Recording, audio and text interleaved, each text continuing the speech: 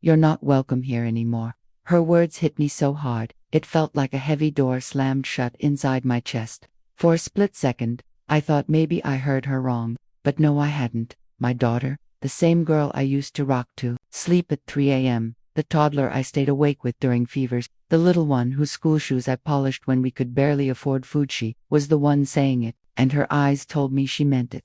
They were cold, steady, too grown up for her age. I stood frozen in the doorway, still wearing my hospital scrubs. My bag slid off my shoulder, and the sharp smell of antiseptic and lemon soap clung to me like a second skin. Around me, the house buzzed with life, the fridge humming, the ceiling fan clicking off-beat, a neighbor's music drifting in from outside. Everything sounded too loud for a moment that felt like the breaking of something sacred. "What did you just say?" My voice cracked, thin and weak.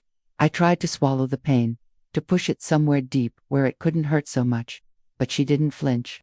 I said, "You're not welcome here. This isn't your home anymore." I stared at her, not as my baby, not as the miracle I had prayed for after a risky pregnancy, but as if she were a stranger. My mind betrayed me, pulling me back to softer years, her sticky fingers smearing mango across a high chair, her messy pigtails flying as she ran down the hallway into my arms. Before we begin, make sure to like and subscribe, and please tell me and others, what's one life lesson everyone should hear before it's too late? Share it in the comments below. Thanks. The day of her father's funeral, when she clung to me, shaking silently, face buried in my blouse, I had whispered to her then, "I won't let you fall," and I meant it. "Mom, you need to leave," she said again, calmer this time, like she had practiced the line in her head. I wanted to argue, to remind her of the sacrifices, the double shifts, the meals stretched from nothing but rice and eggs. I wanted to throw every invisible act of love in her face, but I knew words could either heal or burn bridges, and right now, nothing I said would bring her back from wherever she had gone. My eyes drifted to the wall of family photos. Each frame held proof of our life together: her gap-toothed grin at 7, paint on her hands when we decorated her room with glowing stars, her senior portrait she hated because one eye squinted smaller when she laughed. Those photos seemed to watch us quietly, like witnesses to a promise now being broken. She didn't know, or maybe she had forgotten, that tucked away in a fireproof envelope in my dresser was the deed to this house. My name on it, signed after years of shifts that nearly broke me. But I didn't say it. Not yet. Instead, I adjusted my bag and walked past her, the floor creaking beneath me. Every board in that floor held my sweat and sacrifice. But I kept walking. I couldn't look back, not when I was afraid to see only anger, or worse, nothing at all. Outside, the cool evening air slapped against my face. Down the street, kids rode their bikes through puddles, laughing loud and carefree. I stood on the porch steps, stunned, wondering how a love strong enough to survive sleepless nights, scraped knees, college essays, and even death could be undone by one sentence. When had the house I built, prayed over, and bled for, stopped recognizing me as its own? That night, in the small rented room across town, I couldn't sleep. A dim bulb flickered above me, fighting the dark like it was losing the battle. I sat by the window, listening to the city breathe, a bus sighing at the corner, a dog barking into the night, sirens wailing in the distance. My thoughts played like a movie on repeat, replaying every moment with her.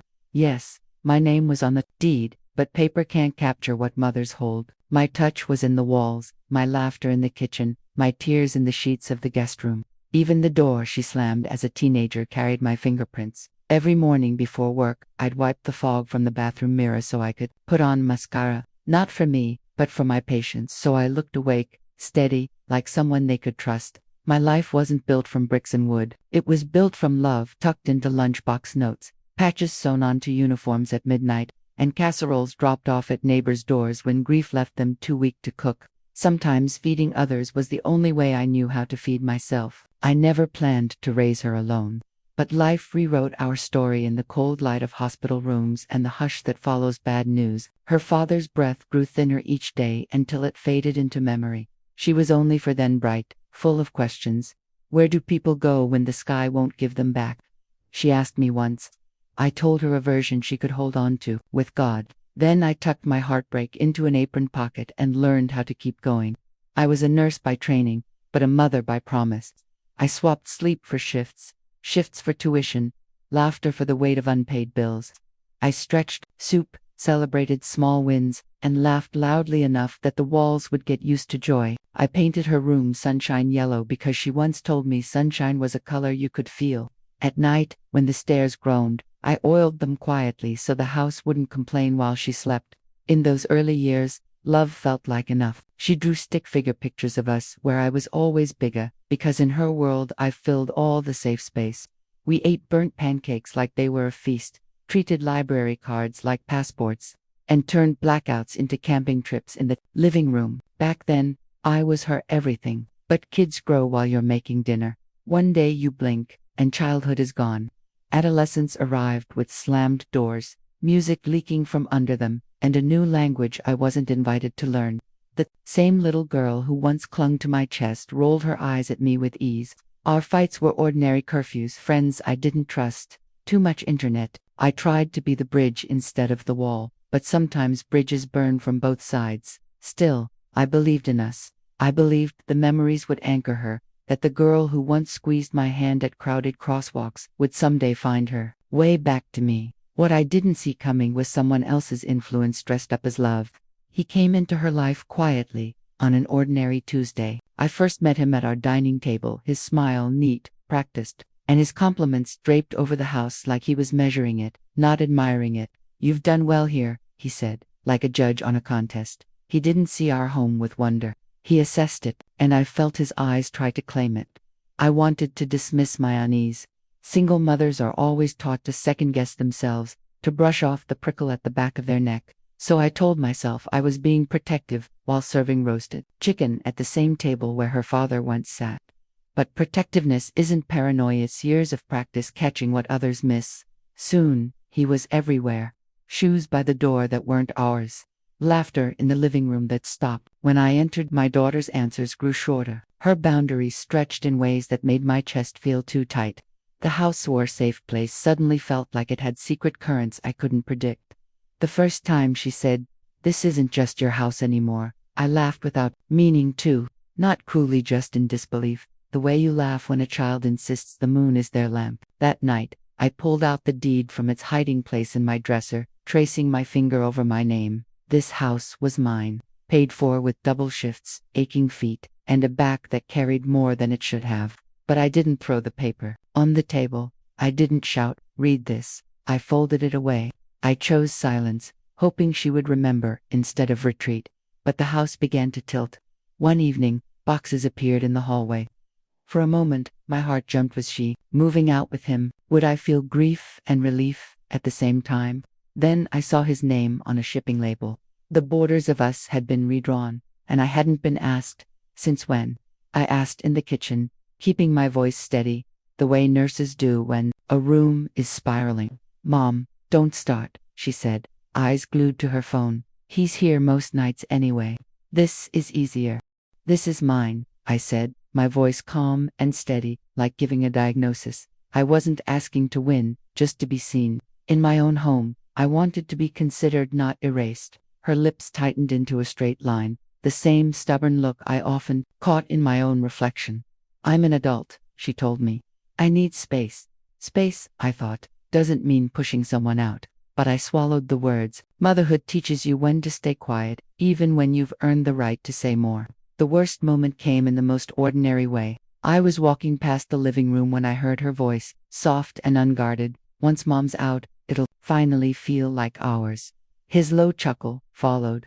"She give in.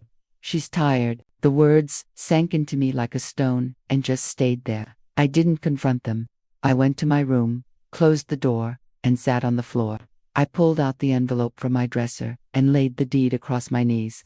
Tracing the letters of my name steadied me. This wasn't about winning a fight, it was about truth, about not vanishing from a home I had built with grit and sacrifice. So when she finally said the words, "You're no longer welcome here," I was ready. In the only way a mother can be ready for a betrayal that has been growing silently. I didn't scream. I didn't argue. I picked up my tote bag, blew a kiss into the space between us, because even rejection couldn't stop me from being her mother. Then, I stepped out into the evening. The sky was the pink of healing scars. Children played tag down the street. their laughter spilling into the air. A neighbor waved, unaware my life had just been renamed. I stood there and promised myself, love will not turn me into smoke. I will not disappear, and when the time comes, I will speak. Each step down the porch stairs felt like a sentence I would someday say out loud. Behind me, the house still breathed. Inside it, my daughter spoke a borrowed language. Outside it, I rehearsed my own steady, merciful, unflinching. That night I didn't sleep. Instead, I made a plan. Not a battle plan, but a boundary. I wouldn't scream or slam doors. Motherhood had taught me that anger is a spark, but care is a flame, the kind that warms a home and shows what's been hiding in the corners. Morning came, pale and unsure. In the tiny kitchen of my rented room, I brewed tea and wrote a list. In stubborn blue ink, change passwords, organize documents, breathe. I circled breathe twice, because sometimes breathing itself feels like work when your heart wants to run away. On my way to the hospital, I parked outside the house for a moment. The curtains were open. A vase of carnations slumped on the windowsill, yesterday's celebration, already turning into today's neglect. I wondered if she was sleeping, if he was, if the walls remembered my footsteps. The ward was already buzzing. I tied back my hair, scrubbed my hands, and stepped into other people's emergencies. There is a strange mercy in clinical work. Your private life burns. At least you can be useful. You hold, you lift, you measure, you ask, where does it hurt? And you're grateful when the answer is simple. Still, in the quiet moments, my mind wandered back home. To the dent in the baseboard from her rollerblades, to the pencil marks in the pantry tracking her growth letters, growing steadier year after year. To the midnight floor I scrubbed so she could do a science project without sticking to spilled juice we couldn't afford to waste. To lullabies I hummed to the sink because I was too tired to sing to her directly. After my shift, the sky argued with rain. A message buzzed in. We need space. Please don't come without texting first. That please cracked me a little, like a petal clinging to a bruised flower. I typed and erased 3 replies before sending one. I hear you. I won't ambush you. I'm your mother. That is not a threat. It's a promise. Then, I let the ache pass through me, like weather. Boundaries first, conversation later.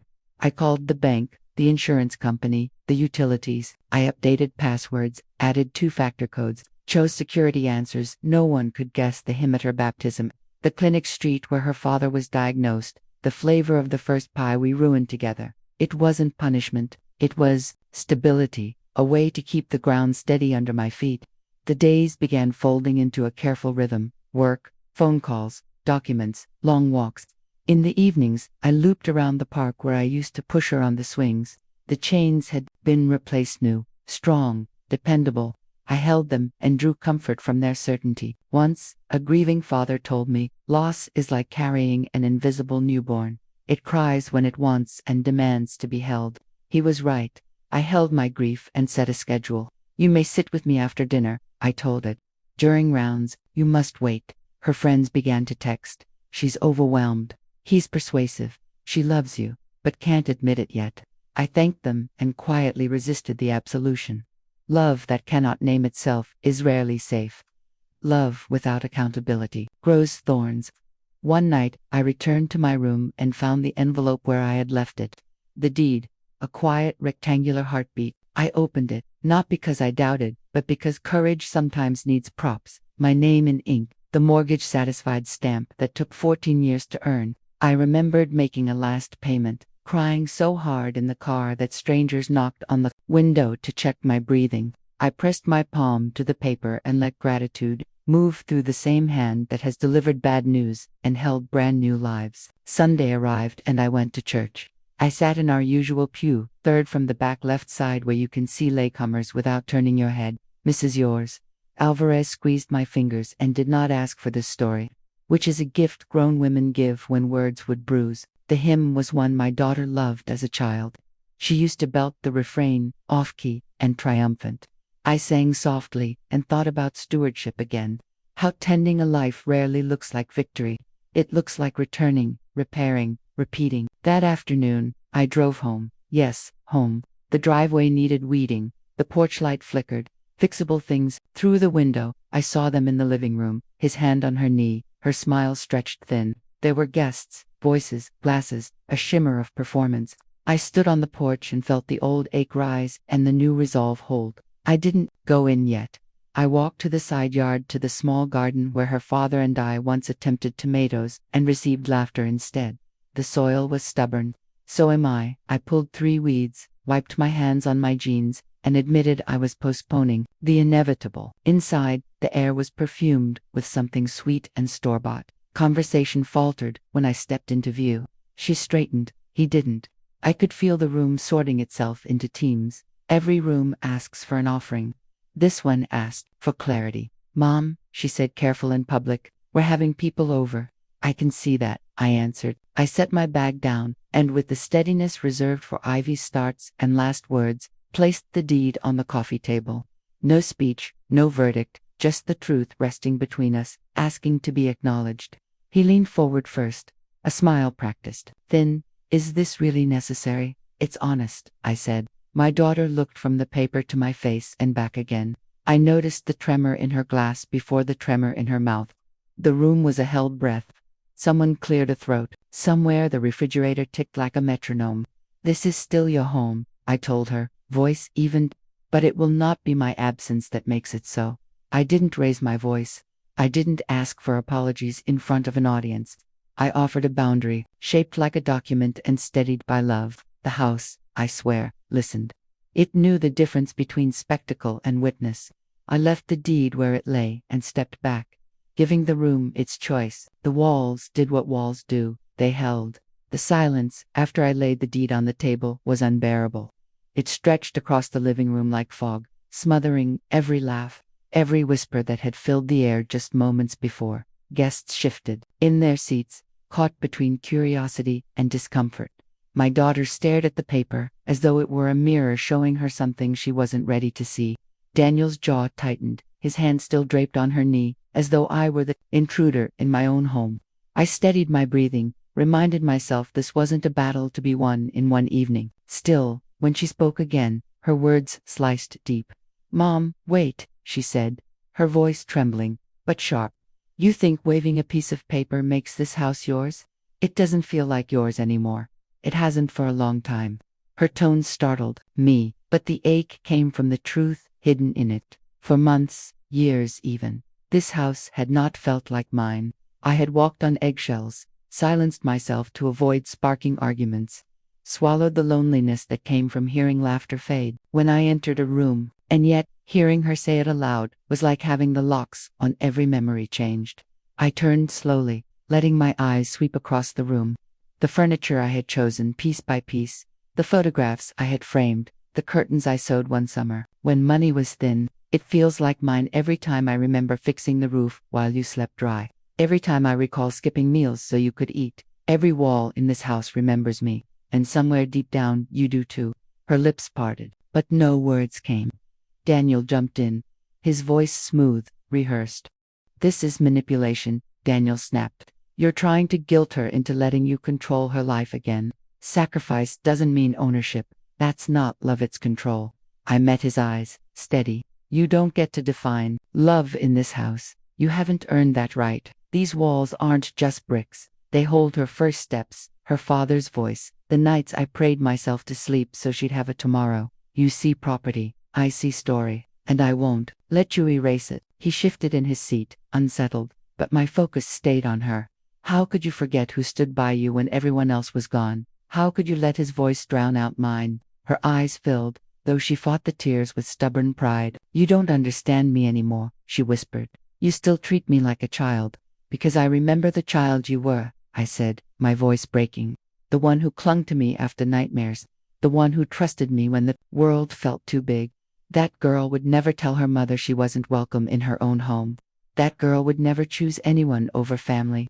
The room grew heavy. Guests shifted uneasily, some staring at the floor, others giving me small glances of quiet respect. For the first time, I saw doubt flicker in her eyes. Her hands trembled around her glass. She gripped it too tightly. Mom, she whispered, softer now, almost pleading. But Daniel's hand tightened on her shoulder, pulling her back.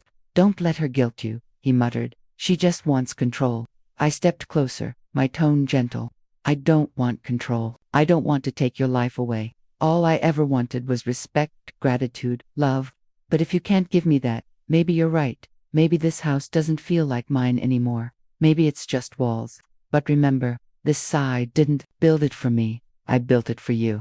That was when her tears finally broke free. She looked like my little girl again, the one who used to cling to my skirt in crowded places. Daniel stood abruptly, his voice harsh. "Enough. We don't need this drama." He tugged her arm, urging her to stand, but she didn't move. She stayed rooted, sobbing, shoulders shaking. The guests rose awkwardly, murmuring excuses as they slipped out the door. Soon, it was just the three of us, the silence raw and sharp. "I'll go," I said softly. "Not because you've pushed me out, but because maybe you need space to remember who you are. But know this, I'll always be the woman who kept her promise to your father. I'll always be your mother." I gathered my coat, leaving the deed on the table where it couldn't be ignored. Then, I walked to the door, each step both heavy and light. For the first time in months, I felt something stronger than sorrow. I felt strength. The days that followed were quiet in a different way. The house felt hollow, its echoes softer, like a body healing after surgery. My daughter avoided me, her silence sharp. Daniel started disappearing for long stretches. I could tell the confrontation shook him more than he let on. I wasn't triumphant, only tired, the kind of tired that seeps into your bones when grief and love wrestle for too long. I worked in the garden, out back, pulling weeds, remembering how her father laughed at our failed tomatoes. The soil was stubborn, but so was I. The work grounded me, reminding me of my promise to care for her, even when she didn't want it. At night, I replayed our fight. Had I gone too far?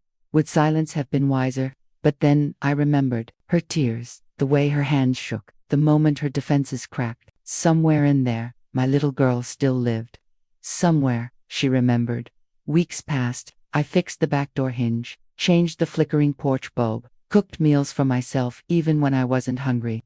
Healing, I learned, wasn't dramatic. It was quiet. It was fixing small things until, little by little, you realized something inside you had been mended too. And then one evening, she came outside while I was in the garden. She sat across from me, eyes red, arms wrapped around herself. For a long time, she said nothing. Then softly, he left. I looked at her, seeing both the woman and the child, tangled inside her. Her voice cracked. "He wasn't who I thought he was. I'm sorry, Mom, for everything. I don't even know who I was anymore." Her apology shook me more than her rejection ever had. I crossed to her, knelt, and cupped her face in my hands. "You weren't stupid," I whispered. "You were just young. And sometimes being young means thinking you know everything, until life shows you otherwise." She collapsed into me then, sobbing into my shirt the way she had after childhood nightmares. I held her, not like someone winning a fight, but like a mother who had never let go of her promise. The days after that night were filled with a silence I had never known before. It wasn't the calm silence of peace, or the quiet hush of rest. It was heavy like the air after a storm, when the wreckage is still scattered and no one knows where to begin. Even the house seemed tired, as if its walls had soaked up every argument, every unspoken tear. I moved through the rooms quietly, my footsteps feeling too loud on the floors I once scrubbed until they shone. The dining table, scarred with old glue stains and birthday candle wax, now sat empty, like a stage after the play is over. My daughter barely spoke to me. When she did, her words were short. "Practical Khan, you passed the salt. Do you need the car?" "Never. How was your day?"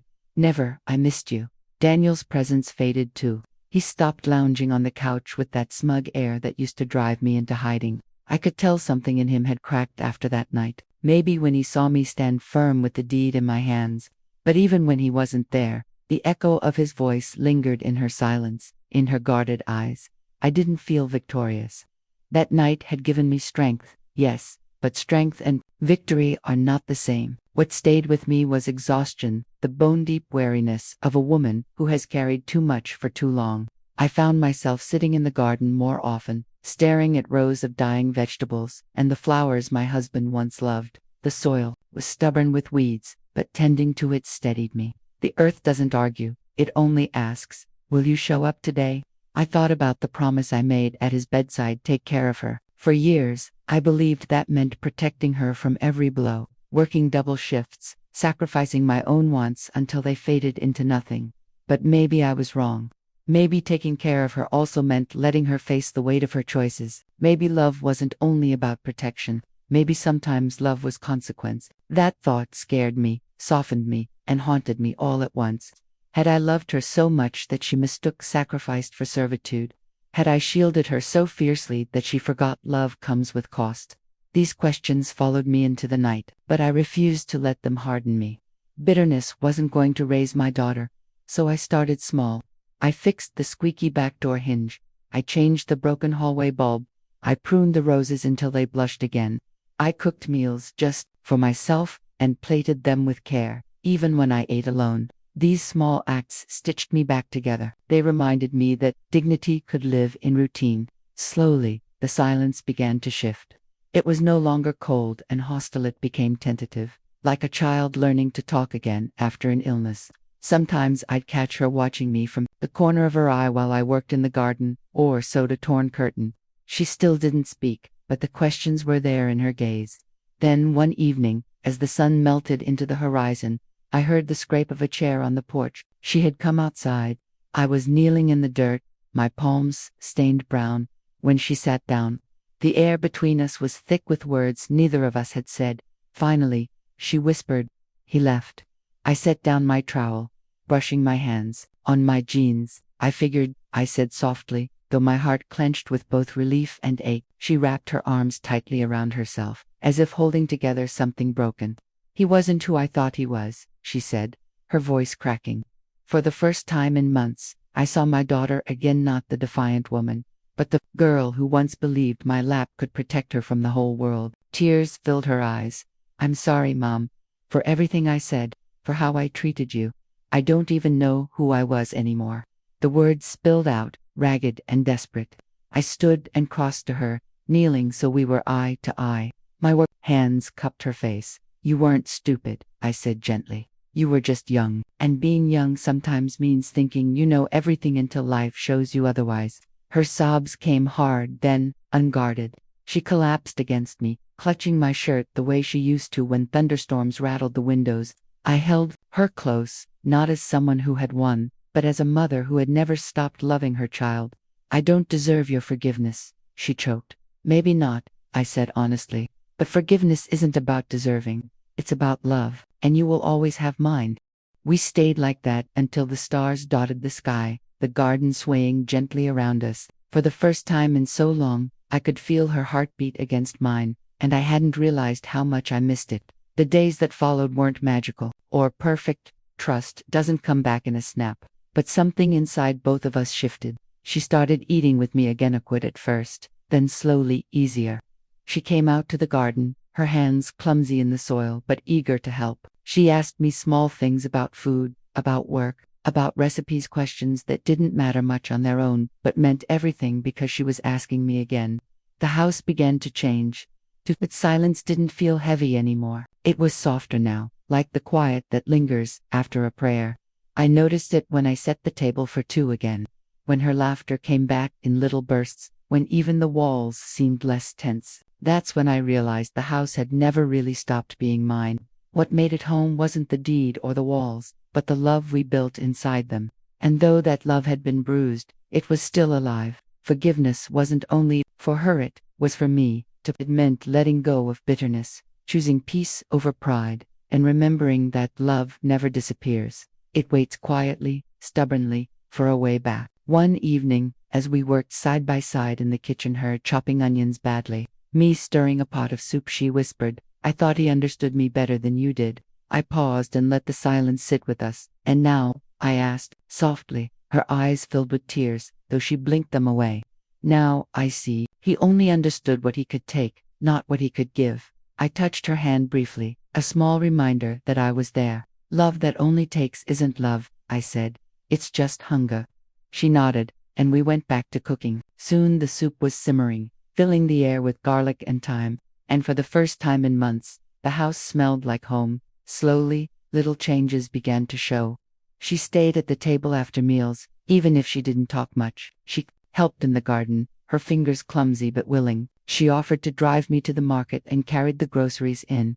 She listened when I told stories about her father. It wasn't perfect sometimes. She went quiet, Sometimes she snapped, but I knew healing isn't a straight road. It bends, stumbles, and circles back, but it keeps moving forward. One night, while folding laundry, I found an old photo tucked into a drawer. It was from her first day of kindergarten, her little hand clutching mine so tightly the picture came out blurry. I showed it to her, and for the first time in ages, she laughed.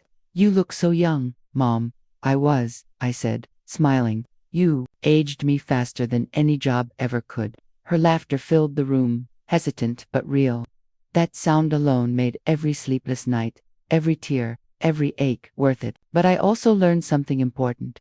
Forgiveness isn't forgetting. It's choosing every day not to let bitterness win. There were times I wanted to remind her of every cruel word, every hurt, but I didn't. To keep score is to keep wounds open, to forgive is to stitch them closed. Even if scars remain, church became easier to do. One Sunday, she slid quietly into the pew beside me. The congregation noticed but said nothing, their silence gentle and kind. During the hymn, she sang softly, her voice shaky at first but stronger with each line. Tears stung my eyes, but I held them back. Some moments are meant to be felt fully, not blurred. After the service, Mrs. Alvarez squeezed my arm and whispered, "The prodigal returns." I smiled but didn't answer. My daughter was not a parable. She was my child, finding her way home. She was growing into a young woman who finally understood what choices cost, how heavy freedom can feel, and what real humility looks like. That was enough for me. Even the house seemed different now. The silence wasn't heavy anymore. It felt calm, like a quiet friend instead of an enemy. We started fixing little things together, the leaky faucet, the chipped porch rail. She asked me how to use a hammer, how to measure wood, even how to plan money for repairs. Every question felt like a small door she was opening, letting me back into her life. One evening, while fireflies danced around us in the backyard, she asked softly, "Do you ever regret it? Raising me alone?" The question hit me hard, not because I hadn't thought about it, but because she had never been brave enough to ask. I took a deep breath. "Never," I told her. "Hard, yes. Lonely, often, but regret. No. You gave me a reason to get out of bed when grief wanted to pin me down. You gave me purpose when I thought I had none left." She looked away, tears slipping down her cheeks. "I don't deserve you." I reached for her hand. "None of us really deserves love," I said gently. "We just receive it. That's what makes it holy." Over the weeks, we found a new rhythm, not the same as before, but something new, born from struggle. We cooked together more often.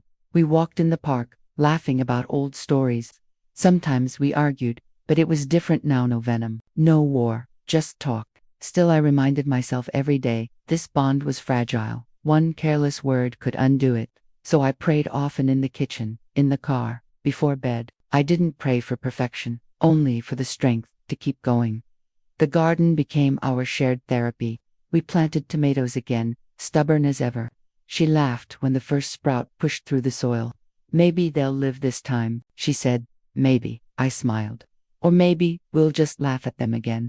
Either way, we'll be together." It was under that pink evening sky, dirt on her hands and mine, that she finally said what I had been waiting months to hear. "Mom, thank you for not giving up on me, for standing your ground, for loving me even when I made it impossible." Tears filled my eyes as I squeezed her hand. That's what mothers do. We hold on, even when it hurts. For the first time in a long while, I felt true peace, not because everything was perfect, but because we were both choosing to keep mending. By the time summer slipped into September, the house itself felt changed. Not in its bricks or paint, but in its air. Where there had once been cold silence, now there were soft conversations, the clink of dishes shared, the rhythm of a mother and daughter learning how to live side by side again. It wasn't perfect, but it was alive. And that alone felt like a miracle. We even started new traditions. Friday nights became our cooking nights. She picked the menu, sometimes big, complicated recipes from cooking shows. Sometimes the simple meals she loved as a child. One night she suggested meatloaf. I laughed so hard tears came to my eyes. "You hated meatloaf as a kid." She grinned.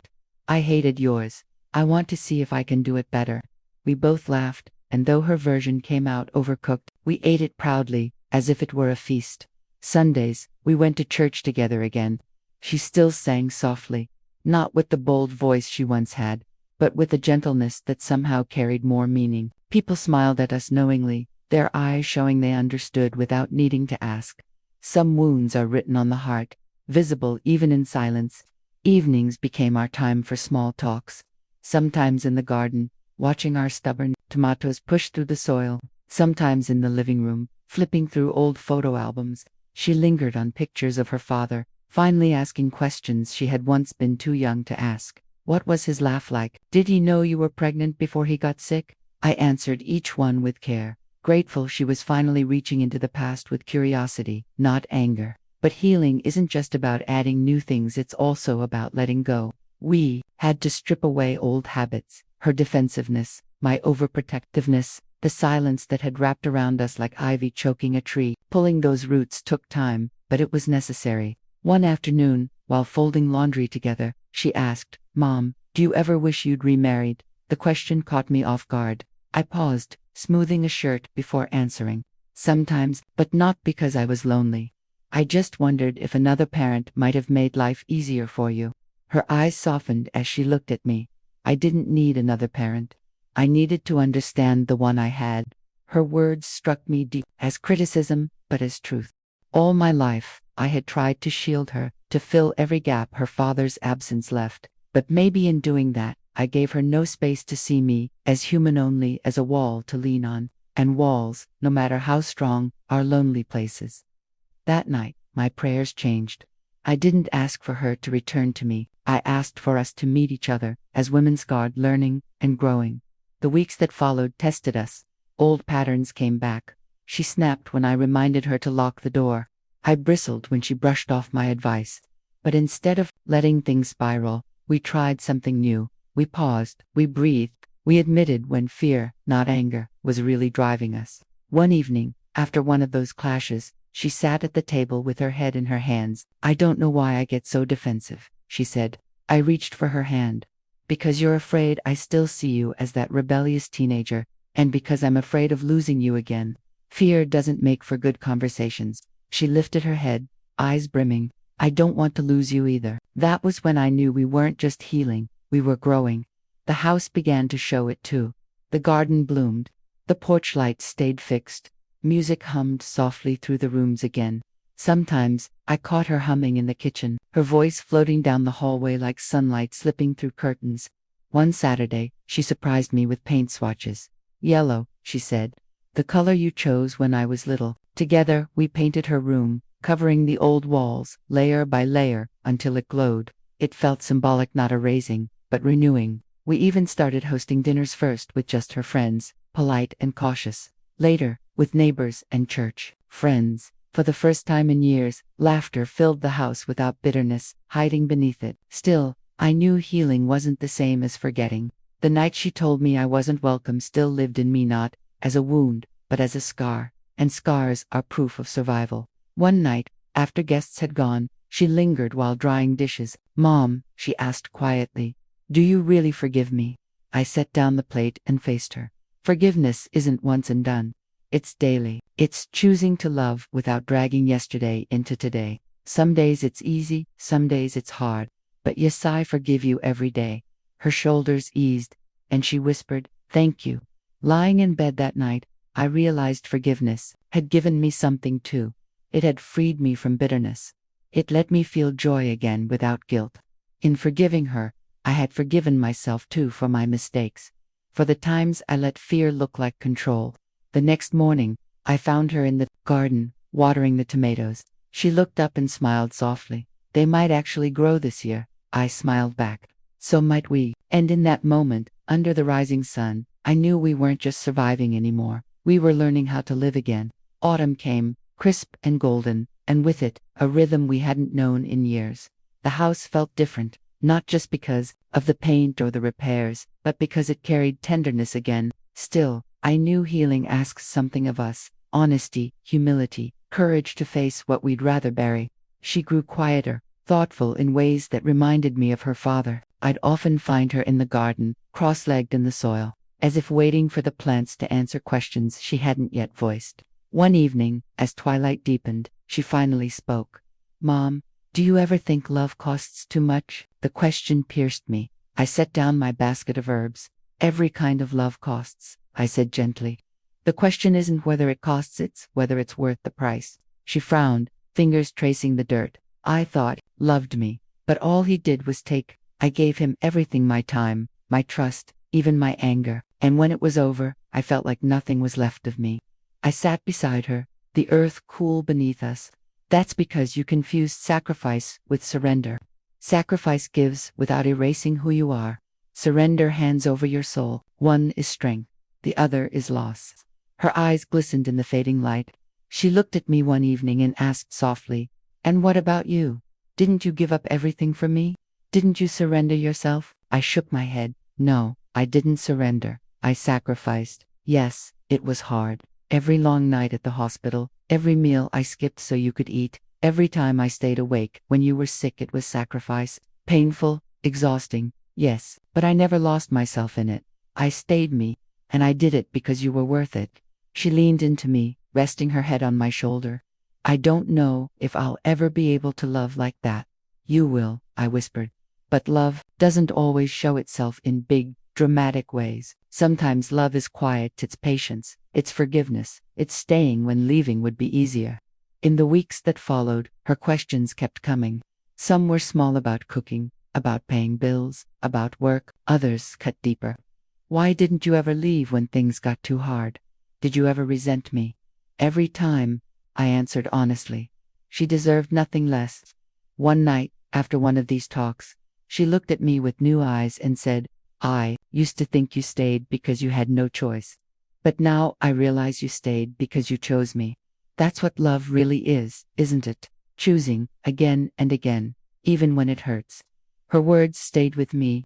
She was beginning to see love not as a cage, but as a stubborn, daily choice. And I knew then it was time for me to step back. I couldn't hold her too tightly if I wanted her to grow. So, I loosened my grip. When she asked for advice, I gave it, but didn't insist. When she made mistakes, I let her face the results. It was painful to watch, but it was necessary. One weekend she told me she wanted to attend a workshop in another city. My first instinct was to worry, to warn her of everything that could go wrong, but instead, I swallowed my fear and smiled. "I'm proud of you. Go learn. Be brave." The look on her face, that smile, was worth every ounce of restraint. The house seemed to change along with us. The tomatoes in the garden thrived. The yellow paint in her old room glowed in the afternoon light. We even painted the hallway together, laughing when paint splattered on our clothes. Little by little, the walls of our home felt alive again.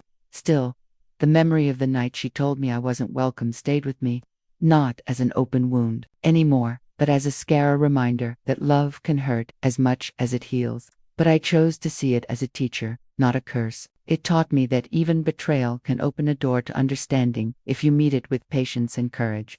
One Sunday, we walked through the park where I used to push her on the swings. She watched the children play and suddenly asked, "Do you think I'll be a good mother someday?" I squeezed her hand. "If you love with honesty and humility, yes. But don't compare yourself to me or anyone else. Your love will be yours, and that's enough." Her eyes filled with tears. "What if I fail?" "Then you learn," I said gently. "Failure isn't the end. It's just another chance to love better." That evening, as we cooked together, she looked at me with tears in her eyes. "Mom, I want you to know something. I see you now. I see everything you did for me. I used to think it was just your duty, but now I understand it was love. Hard, costly, relentless love." Tears stung my eyes, but I smiled. "That's all I ever wanted, for you to see it." We ate in silence, but it was a peaceful silence, one that felt safe instead of heavy. And in that moment, I knew every sacrifice, every tear, every scar had been worth it. Later that night, lying in bed, I thought about the future. There would still be struggles, still days when the past tried to pull us back, but we had something now we hadn't had before. As if we understood the price of love, and we were both willing to pay it. So, I whispered a prayer. Not for things to be easy, not for perfection, but for strength to endure. Because real love isn't measured by how little it costs. It's measured by how long it lasts. When winter came, the world outside grew cold and still, but inside our home, warmth returned, not just from the furnace, but from Usfam, the laughter, the gentle conversations over tea, even the comfortable silences. The house that once echoed with anger and distance now carried something new, hope, steady and alive.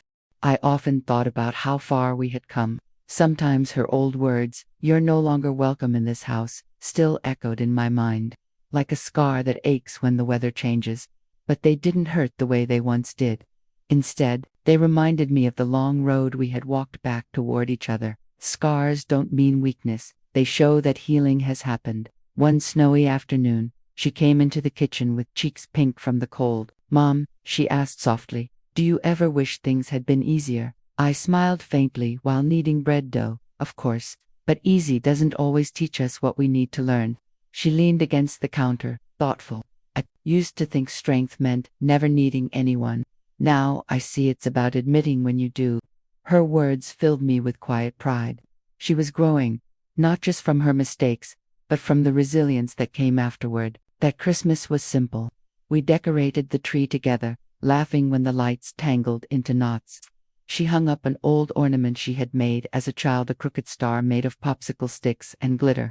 "I can't believe you kept this," she said. "Of course I did," I replied, placing it right in the center. "It reminds me that beauty doesn't come from perfection. It comes from love." We gave each other small gifts. I gave her a leather journal for her thoughts and dreams. She gave me a framed photo of us in the garden, faces smudged with dirt, caught mid-laugh. "So you'll remember," she whispered. I hugged her tightly. Words weren't needed.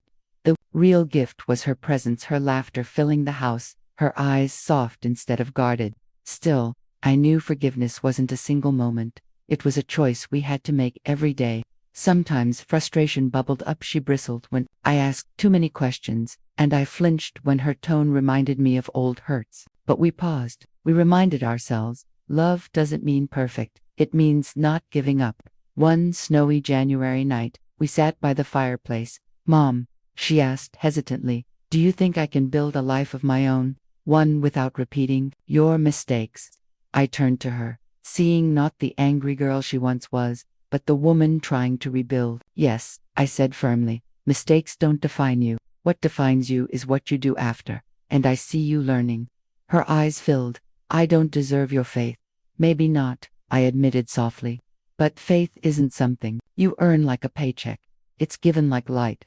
You don't ask the sun to prove itself before it rises. It just does. And I will always believe in you." She wept quietly and leaned into me. I held her close, amazed at how a bond between mother and daughter could stretch, fray, even break, and still with forgiveness find its way back. When spring arrived, we planted seeds in the garden together, laughing at how clumsy we were with the gloves. "We'll see what survives," she said. "Even if nothing grows," I told her. "Planting is hope enough." As the days warmed, she began to talk about her future. Maybe she'd studied counseling or social work, something where her scars could become bridges for others. "I know what it feels like to be lost," she said one night. "Maybe I can help someone else find their way back." I listened with pride swelling in my chest. This was the real fruit of struggle, not just survival, but purpose. Our home, once broken by anger, felt like a sanctuary again. Even neighbors and friends noticed. But I knew the truth. It wasn't paint or repairs that made the house different. It was love chosen again and again, even when it hurt. One evening on the porch, as the sun slipped low, she turned to me. "Mom, do you forgive me completely?" I breathed deeply, letting the weight of her question sink in. "Completely," I said. "But forgiveness doesn't mean forgetting. It means remembering without letting it poison us. It means the wound has closed, even if the scar remains." She nodded slowly, tears glistening in her eyes. And in that moment, I knew we were finally free. "Then, maybe, I can forgive myself too," she whispered. In that moment, I realized our journey wasn't just about being mother and daughter anymore. It was about two women, tied by blood and love, who had faced betrayal, anger, and grief and had chosen to rebuild instead of walk away. The house deed still sat in my drawer, my name written clearly in ink. For a long time, I had clung to it like proof that I belonged, like armor against rejection. Now I hardly looked at it. I understood something deeper. The paper mattered less than the promise behind it. This house wasn't just wood and walls. It was a symbol of sacrifice, resilience, and the relentless kind of love that keeps a family alive even after it feels broken. Spring came fully, and with it, the garden burst into life. Tomatoes ripened, roses opened, and the air buzzed with the hum of bees and laughter. We worked side by side, dirt on our hands, joy in our voices. And I thought of her father gone too soon, but still here, in every act of love that grew inside these walls. I imagined him smiling, proud that I had kept my promise. Take care of her, I had, and I always would. Forgiveness hadn't erased the past. It had turned it into a foundation, something solid we could build on. And on that ground, we were creating not just a house, but a home again.